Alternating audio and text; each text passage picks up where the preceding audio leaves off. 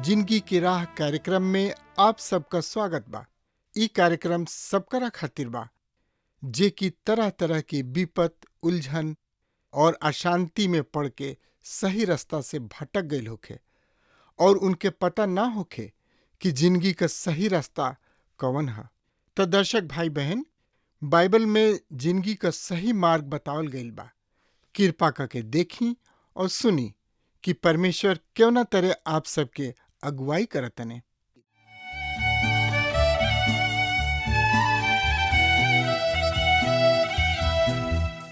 गाँव के भैया और बहिनी आई प्रभु के गुण गाई। गाँव के भैया और बहिनी आई प्रभु के गुण गाई। प्रभु महान बाड़न जग के रचैया, प्रभु महान बाड़न जग के रचैया। गाँव के भैया और बहिनी आई प्रभु के गुण गाई। गाँव के भैया और बहिनी आई प्रभु के गुण गाई।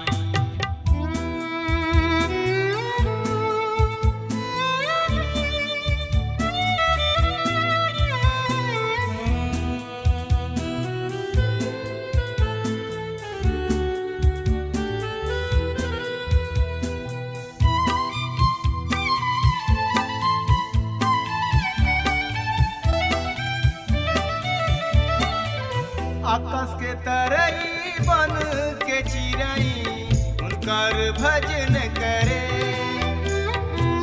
भूमि नदिया और चटनवा जोर से थपरी पीटे। हमर मसीही फिरीत आई, प्रभु चरण के सट जाई। प्रभु महान बाड़न जग के रचैया, प्रभु महान बाड़न जग के रचैया।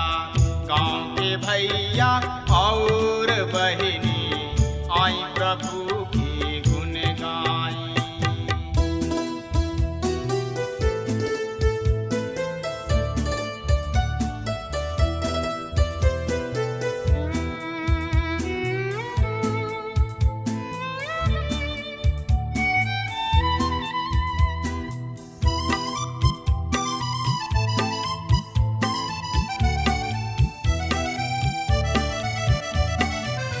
उनकर अगिया जे न मानी पापों में गिरत जाई।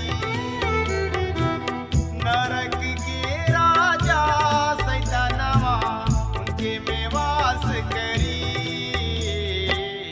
पूरी मिठाई खूब खियाई, आत्मा अग में जाई।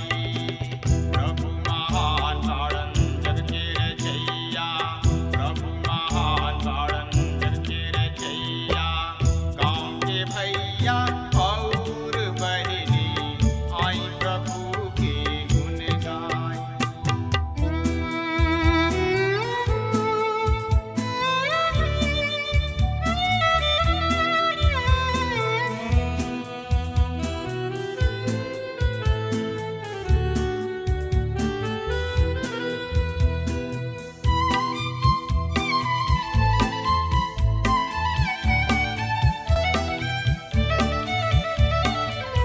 हम तो गवैया प्रभु कथन के पाहुर देवे यनी।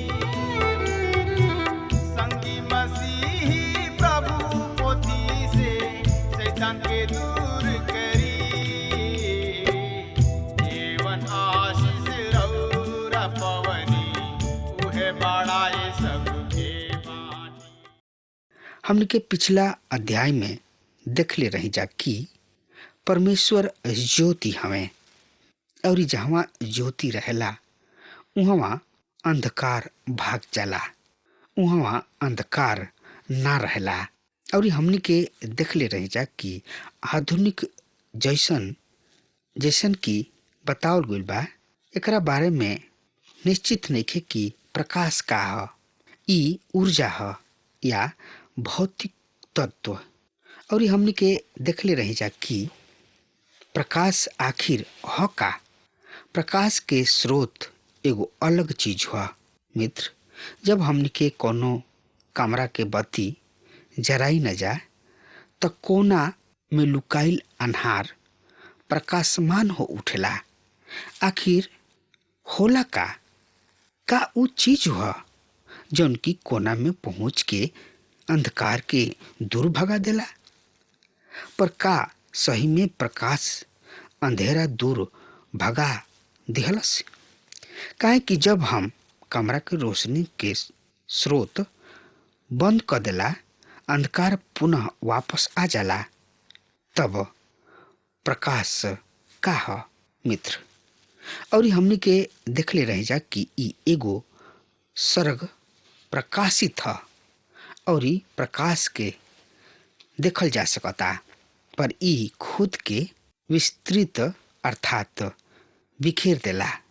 प्रकाश अंधकार के प्रदीप्त ह। प्रकाश त्रुटि सब और अशुद्धता के प्रकट कर देला। प्रकाश परमेश्वर के पूर्ण शुद्धता और निष्कलंक पवित्रता के व्यक्त करता।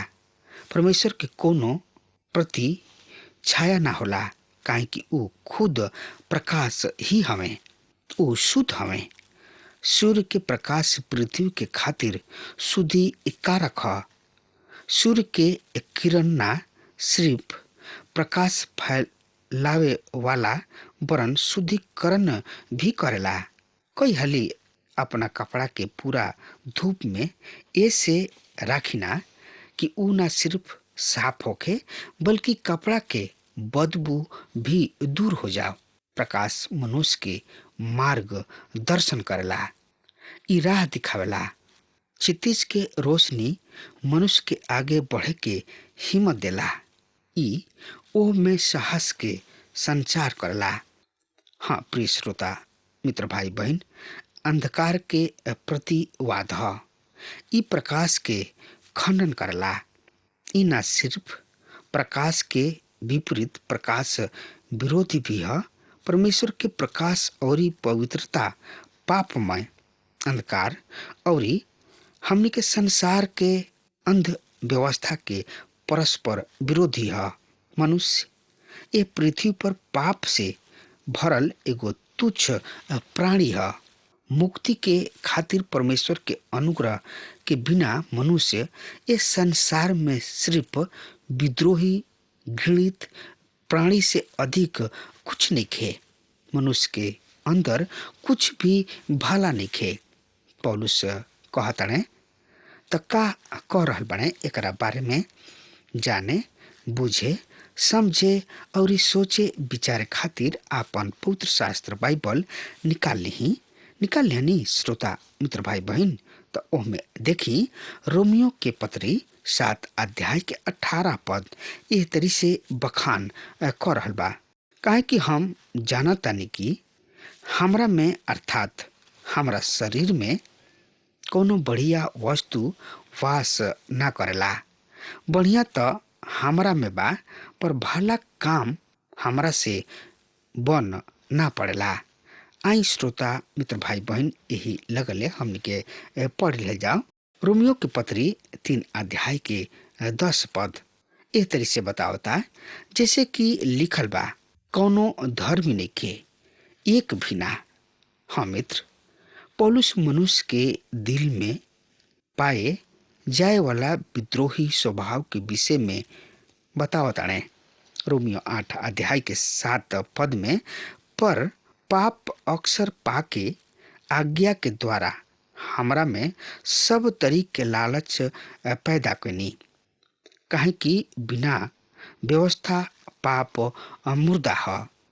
हाँ श्रोता मित्र भाई बहन, हमने के आज ऐसन दुनिया में जी रहल बानी जा जौन की परमेश्वर से बगावत कर रहल बा। ऐसन स्थिति में कौना तरी परमेश्वर से सहभागिता रखल जा सकता? मनुष्य ऐसन करे की कोशिश करला। दूसरा शब्द में श्रोता मित्र भाई बहन कि मनुष्य ऐसन करे की चेष्टा यहाँ उल्लेखित 3 राह में से एगो पर चल के कर सकता। आई अब देखल जाओ परमेश्वर के मानवीय स्तर पर परिवर्तित कइल। पहला यूहन्ना 1 अध्याय के 6 पद ए तरी से बखान कर रहल बा। सुन ध्यान से, यदि हम कहीं कि उनका साथ हमार सहभागिता बा और फिर अंधकार में चली तो हमनी के झूठ बानी जा और सत्य पर नहीं जा चलत। हाँ श्रोता मित्र भाई बहन, यदि हमनी के कहीं जा कि उनका साथ हमनी के सहभागिता बा, ऐसा अनेक लोग बाणे श्रोता मित्र भाई बहन जौन की परमेश्वर के साथ सहभागिता राखे के दावा करलन, जबकि सही में ऐसा ना होखेला। तो हमनी के झूठ बानी जा और इस सत्य पर नहीं जा चल रहल। का हमनी के ए बात के समझ सकतानी जा कि यूहन्ना एह पद में का कहे चाह रहल बने? उ ए संबंध में बिल्कुल स्पष्ट वादी हमें। उ रुखाई से ई कहताने कि हम झूठ बोल रहल बानी। कोनो भी आदमी के दूसरा के झूठ कहल उचित नहीं खे, पर यूहन्ना ई कहताने कि यदि हम ई कहताने कि हमार सहभागिता परमेश्वर के साथ बा और हम पापमय अंधकार में चल रहल बानी, तो झूठ बोल रहल बानी कि हमनी के सहभागिता परमेश्वर के साथ बा। यूहन्ना के छवि एगो विनम्र और प्रेमी स्वभाव के प्रेरित के रूप में रहल बिया, पर हमनी के प्रभु यीशु मसीह उनका के ऐसन कबो ना पुकारले। उ यूहन्ना के गर्जन के बेटा के संबोधित कैलन और इहे कारण बा कि यूहन्ना पूरा स्पष्ट वार्ता के साथ ई कहताने कि यदि रउआ ई कहताने कि राउर सहभागिता परमेश्वर के साथ बा और ई रउआ अन्हार में चल रहल बानी, तो रउआ झूठ बोल रहल बानी। काहे कि परमेश्वर ज्योति हमें, परमेश्वर पवित्र हमें, परमेश्वर शुद्ध हमें। प्रिय श्रोता मित्र भाई बहन, यदि रउआ परमेश्वर के साथ चल रहल बानी और यदि रउआ जिंदगी में पाप बात एह स्थिति में रउआ परमेश्वर के साथ ना चल सकेलन। रउआ उनका के नीचा कर अपना स्तर पर ना ले आ सकेलन।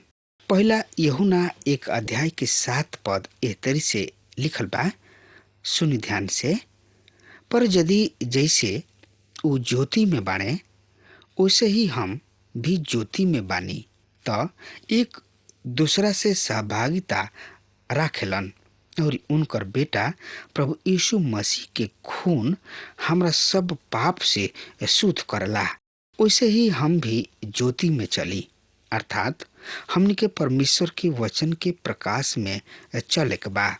महत्वपूर्ण ई नइखे कि हमनी के कैसे चली जा। प्रिय मित्र, हमनी के आज जौना युग में रह रहल बानी जा, वहाँ नैतिक मूल्य तेजी से बढ़त जा रहल बा। लोग अपना पाप के व्याख्या बुद्धि संगत रूप से करले।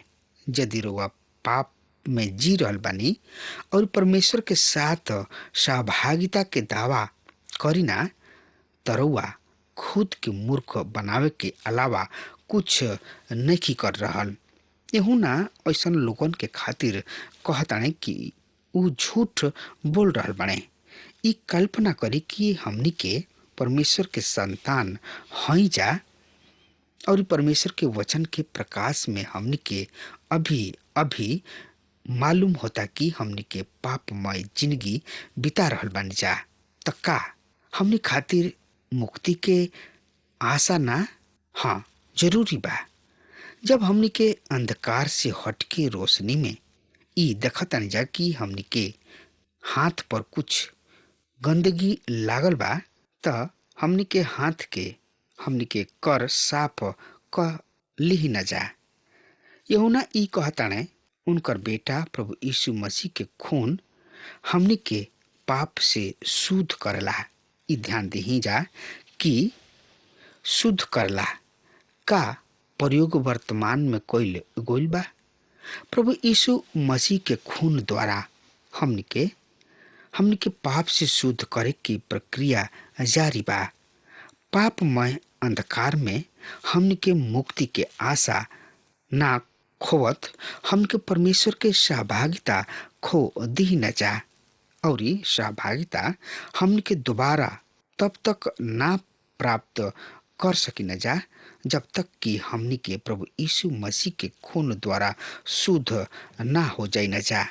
हाँ श्रोता मित्र भाई बहन, अगर हमनी के परमेश्वर के निकट उनके परिवार में बनल बानी जा, अगर वह पाप के उपस्थिति हमनी के जिंदगी में पावल जाला, परमेश्वर हमनी के साथ एगो पापी तरी व्यवहार ना करलन। ऊ हमनी के अपना वचन के अनुसार हमनी से व्यवहार करलन। प्रिय मित्र, परमेश्वर के अवनति कर हमनी के अपना स्तर पर ना ला सकिन जा। ई तरीका कारगर ना हो सकेला, पर ई तरीका परमेश्वर और पापमय मानव के बीच पुल यानी कि सेतु बनावे के एगो प्रयास जरूरी हो सकेला। हाँ प्रिय श्रोता मित्र भाई बहन, प्रभु परमेश्वर महान हमें, ऊ ज्योति हमें, उनका से बढ़ के केहू नहीं खे। उस सबसे प्यार करे वाला प्रभु हमें प्यार के खातिर ही इस संसार में आपन प्राण दिहले, आपन प्राण पापी सबके खातिर दे दिहले। हाँ श्रोता मित्र भाई बहन, त एकरा बारे में और ज्यादा से ज्यादा जानकारी खातिर रुआ आपन पवित्र शास्त्र बाइबल निकाल ली और ओमे देखी। श्रोता मित्र भाई बहन, यूहन्ना रचित सुसमाचार 3 अध्याय 16 पद एह तरी से साफ साफ बता रहल बा, काहे कि परमेश्वर जगत से ऐसन प्रेम कैले कि ऊ आपन एकलौता बेटा दे दिले, ताकि जे केहू उनका पर विश्वास करी नाश ना होई पर अनंत जिंदगी के पाई।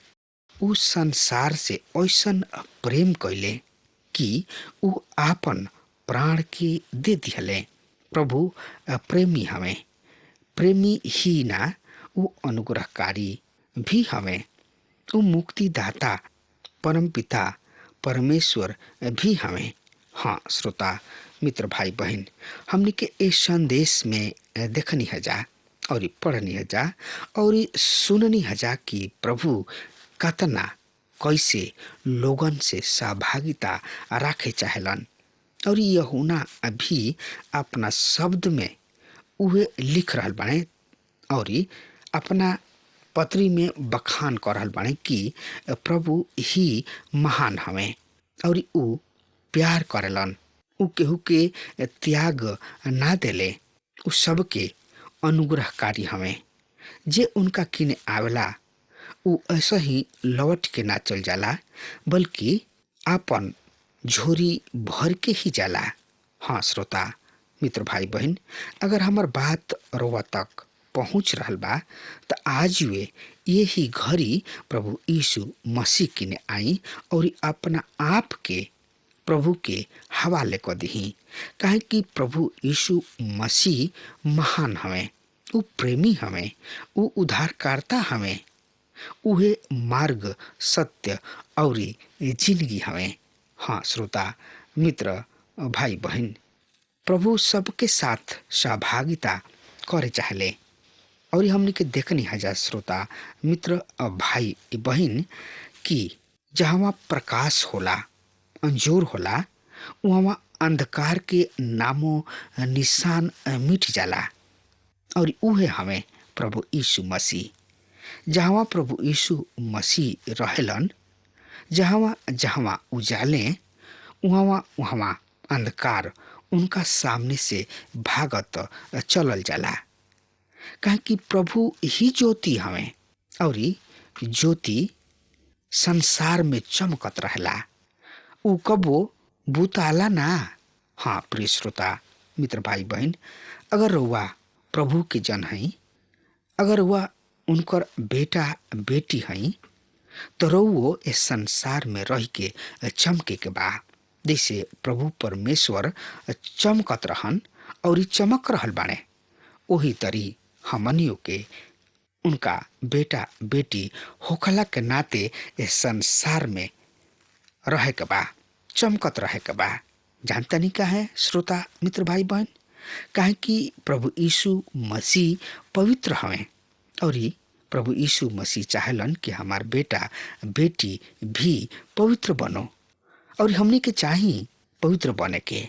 हाँ मित्र, अगर वह जिंदगी में पाप बा, अगर वह जिंदगी में कोनो समस्या बा, या रुआ कोनो जिंदगी में फंसल बानी समस्या में, तो आज वे यही घड़ी प्रभु यीशु मसीह के आई और उनका के सब कुछ बता दी, और कहीं प्रभु जी हमरा नैया के पतवार तू ही बन जा।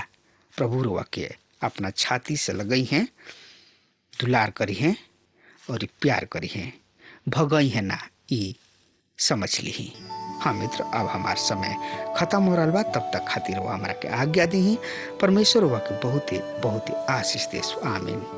हमके विश्वास बा कि ई कार्यक्रम आप सब खातिर फायदेमंद सिद्ध भइल हुई। अगर आप सबके लगे बाइबल से चाहे आपकी निजी जिंदगी से कोनो सवाल होके, चाहे कोनो समस्या खातिर प्रार्थना करावे चाहतनी, तो हमारी फोन नंबर पर जरूर संपर्क करें और आज का दिन आप खातिर सुखद बनावे।